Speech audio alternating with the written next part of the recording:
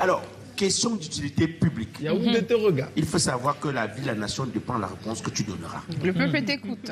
Tu as fait qu'une demande d'emploi pour aller à la NASA. Tu as fait comment pour intégrer la NASA, maman? Bon, après mon doctorat en France, voilà, je travaillais sur le satellite SWOT, je travaille d'ailleurs, Surface Water Ocean Topography, donc c'est le tout premier satellite qui mesure la surface des océans en 2 dimensions. Donc moi, je travaillais sur le volet assimilation, parce que ça n'avait pas été encore lancé à l'époque de mon doctorat.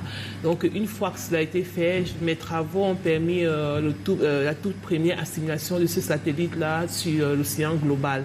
Donc voilà, après ça, il y a un chercheur de la NASA qui s'est intéressé à mon profil et a voulu que voilà, les choses se poursuivent aussi comme ça au niveau de JPL.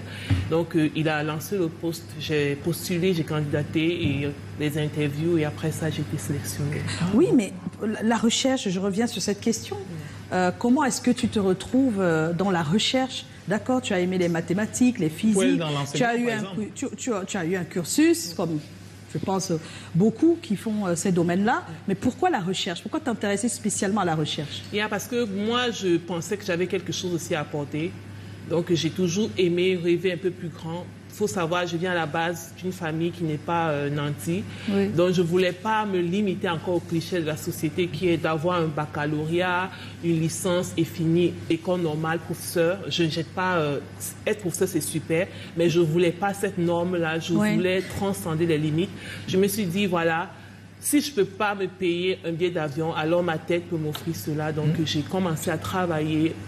À quel moment tu t'es mis sur cette voie? Parce que là, on parle, tu es à l'université de Caen, d'accord. À quel moment tu te mets sur la voie tu te dis que la recherche, c'est ton truc? Oui, je me mets vraiment sur cette voie-là grâce au professeur Christian Sadem de l'université de Caen. Il était très jeune à l'époque et il me faisait rêver. Il avait fait l'océanographie et il avait également un doctorat en matière condensée. Et au niveau 2, je me suis rapprochée de lui. Je lui ai dit, professeur, je veux faire l'océanographie comme vous. Et il m'a dit, pour ça, Babette, il faut que tu aies un master avec une note très bien, dans une mention assez vraiment très bien. Voilà. Donc du coup, après ça, j'ai orienté mes études dans cette lancée. Pourquoi les océans? Pour être honnête, à la base, c'était le master qui me permettait de partir du Cameroun avec une bourse. D'accord. Oui. Est-ce que c'était parce que c'était rare, c'était une branche un peu rare que ça te permettait d'avoir tout ça? Bon, pas forcément, c'était déjà peut-être rare, mais voilà, la France avait un partenariat avec le Bénin et ils prenaient les bons candidats. Donc je me suis dit, si je veux sortir, voilà, je dois faire cette filière-là aussi. En réalité, tu choisis cette filière parce que tu vises une bourse. Exactement, au départ. Au départ. Je pouvais répondre à la question là facilement. Pourquoi les recherches? Parce que tu cherchais quelque chose sans trouver.